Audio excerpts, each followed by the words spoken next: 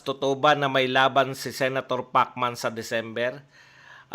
Sa akin pong pagkakaalam, wala pa po, no? Pero, ayon po sa panayam ni Bob Arum, no? Open daw sila sa laban kasi yung Josh Taylor versus Manny Pacquiao. Talagang inaabangan nila. Ayon pa kay Bob Arum, mas madali daw para kay Pacquiao kasi tinanong si Bob Arum sa isang panayam. Ito lang, kalalabas-labas lang. Tinanong siya kung anong masasabi niya sa pagtakbo ni Pacquiao, no, bilang presidente. Ang sabi ni Bob Arum, mas madali pa kay Pacquiao yung bumalik na lang sa ring kaysa talunin si Duterte. Hindi niya naman nabanggit yung pangalan ni Duterte pero ganun po katindi yung dating ni Pangulong Duterte kahit sila Bob Arum may kilala no. So mas mahirapan pa daw manalo sa presidential si Manny Pacquiao. Kaya kung gusto lang ni Pacquiao no, open na open pala si Bob Arum na ilaban ng kanyang batang si Josh Taylor. Yan. Kaya magtanong kayo kagad para naman tayo. At yun ay magaganap, siyempre, first quarter daw ng January. Kung gusto lang ni Pacquiao. Siyempre, si Pacquiao po ang nagpapasya ng lahat. Sana makarating sa kanya yung sinabi ni Bob Arum na gusto siyang labanan. Mas madaling ibenta ang laban ni Manny at magiging sikat sila. Hindi rin po Kay Ugas nga, parang mahina po bentahan. Sa bagay, hindi naman po kasi yun yung original, no? Hindi po yun yung original na laban talagang si Spence. Ayon pa rin kay Bob Arum, ituloy-tuloy na natin, no? Total, wala pa kayong mga tanong. Hindi na raw talaga po pwede si Manny Pacquiao, no? Real talk si Bob Arum, Hindi niya nakalibel si Spence na kasi Terence Crawford. Tanong-tanong lang, Boss, masama ba sa boxing ang trash talk na below the belt? Wala, trash talk nga kung mamasain mo, ipakita mo sa ring na doon mo bugbugin. 'Di ba? Ang sinasabi nga, sagutin lang natin to si Aristides Ugaco. Kung trinasto ka ng kalaban, 'di ba? Meron kang legal na, 'di ba pag gigil na gigil ka sa tao, gusto mong patayin? Yung po ay legal na lisensya. Binibigyan ka ng lisensya para katayin mo yung tao, no? Yun po yun bibigyan ka ng chance, no? Kasi wala kang kasalanan pag nakadisgrasya ka sa taas ng ring. Kaya kung talagang galit na galit ka sa tao dahil sa kung ano-ano pinagsasabi, sa ring mo ipakita. Tiwan Boss Bad, nauso yung tune-up fight. Ba't nauso yung tune-up fight? Kasi po, noon po kasi, nung araw sinasabi kasi tune-up fight no? Ngayon kasi wala na po bakit hindi po, siguro mas magandang tanong, Zygren TV, bakit wala nang tinatawag ngayon na tune-up fight, no? Noon po kasing araw, best fighting the best, di ba? Alam po natin yan. Ito lang, yung nakaraang henerasyon lang, bago tong panahon ni Floyd Mayweather. Yung panahon po na yan, ano po yan pride po no? Ang mga boksingero noon, ang mindset up ng mga boksingero noon, para ako maging great boxer, talunin ko yung mga kinikilalang champion, no?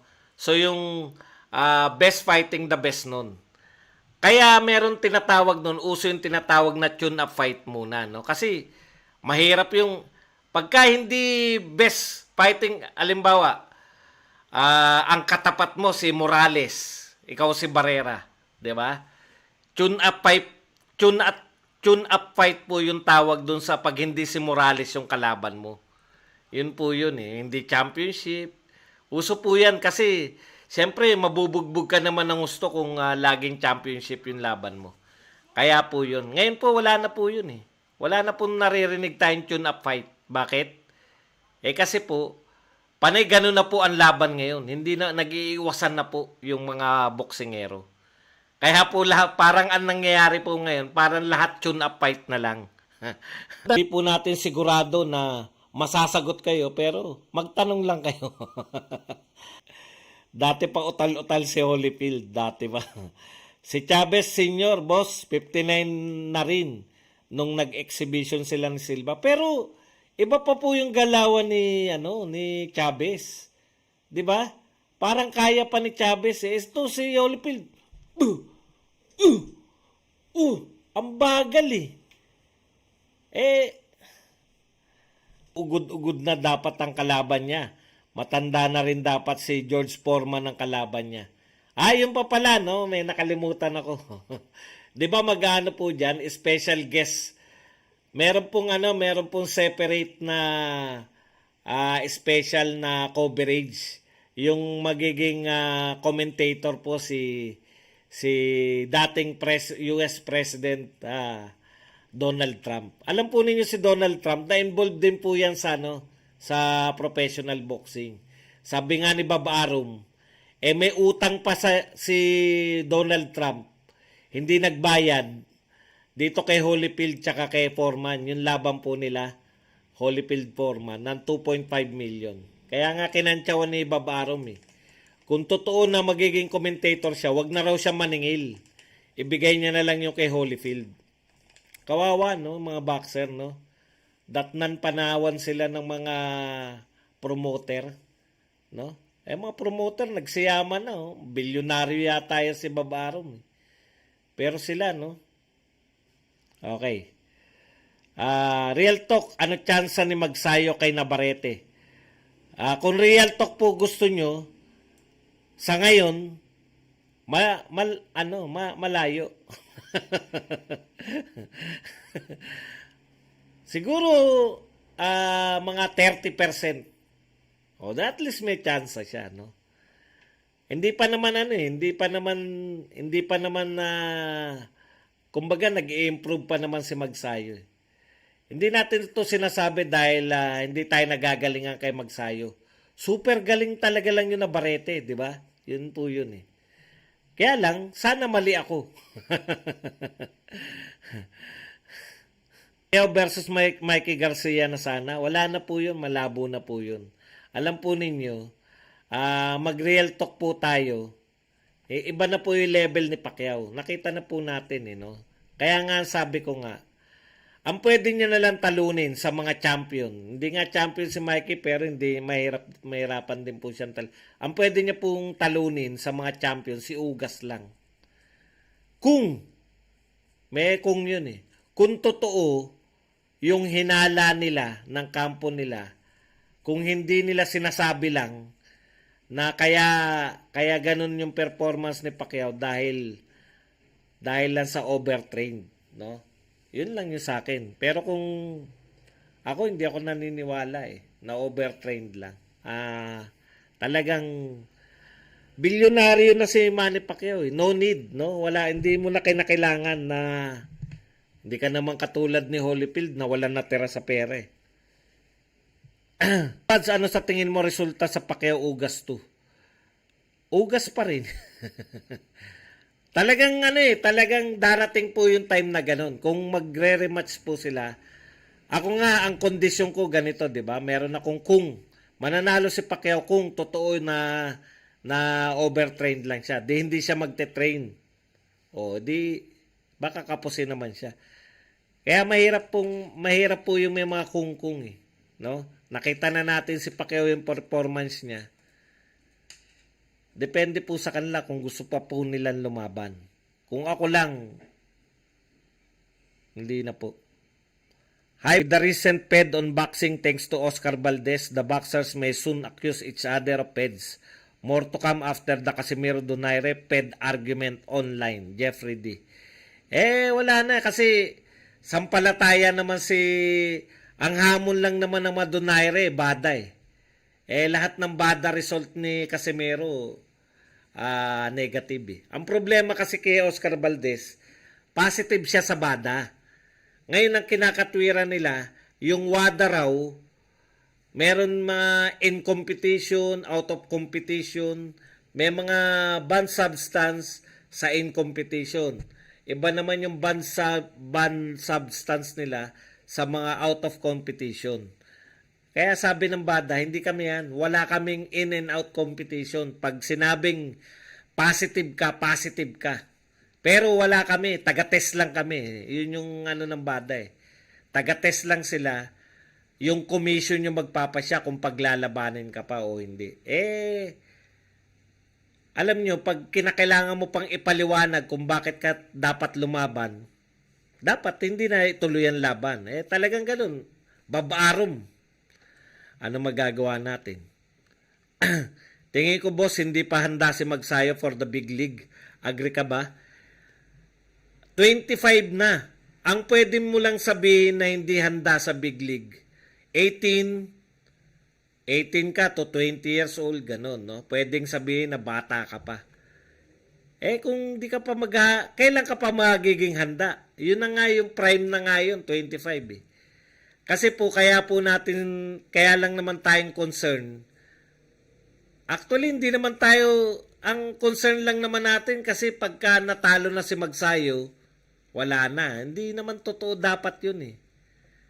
Lahat po, ulitin ko na naman to, lahat po ng mga sikat na champion ng Pinoy boxer, may talo po lahat.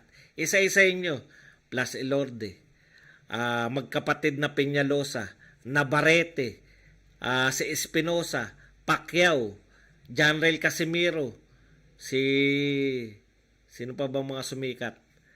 Si Donaire, meron pa si Viloria, di ba? Lahat po yan may talo eh. At ang maganda po kasi, matalo ka, halimbawa lumaban siya kay Navarrete, matututo siya rin matalo't manalo eh. Anong kinakailangan mong prime muna? Hindi mo matututunan yung matututunan mo. Tapos mag-rematch ka. Kung talaga may ibubuga, tatalunin mo siya sa rematch. Sa tingin nyo ba, bakit gumaling yan si Pacquiao? Nilabanan niya kasi yung mga best. Diba? Natalo siya ni Morales. Di bawi lang. Boss Buds, you were right on Jake become a cash cow on boxing is their only savior now from the MMA popularity, but can boxing sustain itself? Pwede. Jeffrey D. Bakit ba tayo nanonood ng MMA? Di ba? Ano ang meron sa MMA na wala sa boxing? Actually, hindi. Ayaw rin naman sa totoo lang. Ayaw din naman ng mga MMA fans yung yakapan lang ng yakapan. Gusto rin nila, ang mga sikat din sa kanila, yung mga nagsusuntukan eh. Di ba? Conor McGregor. Sino pa ba? Yung kalaban niya, suntukan din. Ibig ko sabihin, best fighting the best. Yan lang po ang kinakailangan ng boxing para sila mag-survive. Pag hindi nyo pa rin nilaban, pag si Crawford ay nilaban nyo pa rin kay Kabaluskias at kung kani-kanino, wala mangyayari. Best fight boxing history no one can break. Crispy grilled ears mukbang by Tyson.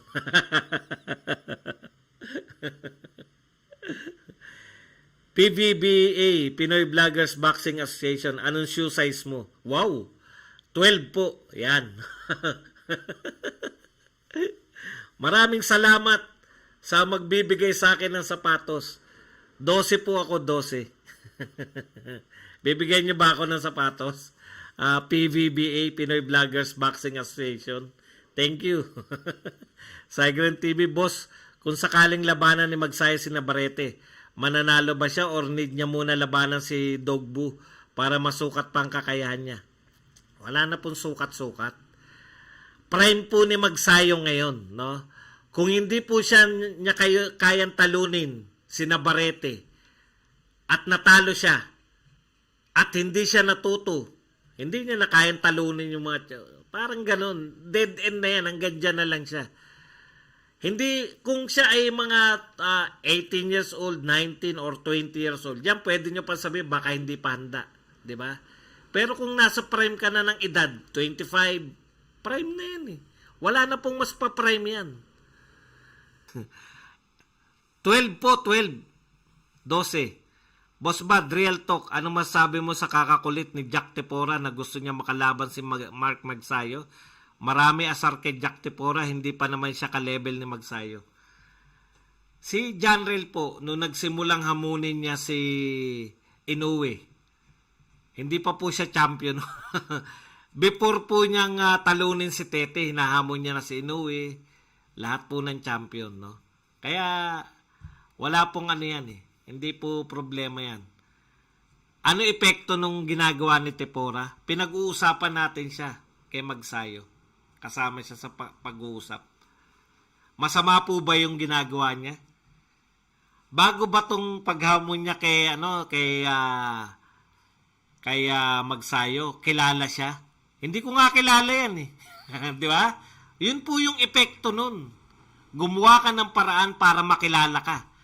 Pag ba na susunod na laban ni Jack Tepora, kahit Pinoy ang kalaban, hindi natin panonoorin po natin. Yun po yung sinasabi kong minamarket niya yung sarili niya. Di ba? Good or bad publicity, still publicity sa boxing. At marami na pong gumawa, bagay po sa boxing yung maging parang kontrabida. Kasi pag-uusapan ka eh. Ang dami pong champion. Bakit hindi po na pag-uusapan yung si Angkahas, si Kwarto? Mga champion po yan. Bakit si Tepora pinag-uusapan? World champion po yun. Hindi ho halos na pag-uusapan. Bakit si Tepora ang pinag-uusapan natin? Di ba? Hindi nyo ba natanong yun? May nagtanong ba sa inyo? Sino kalaban ni Kwarto sa Kwarto ba o Kwarto? Sa susunod, world champion po yun. Natalo na ba? Hindi pa, no? Siya pa rin ang world champion.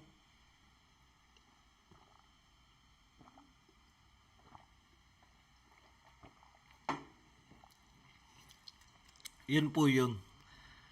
Okay. Love him or hate him, at least pinag-uusapan siya ngayon. At manunood tayo sa susunod na laban niya.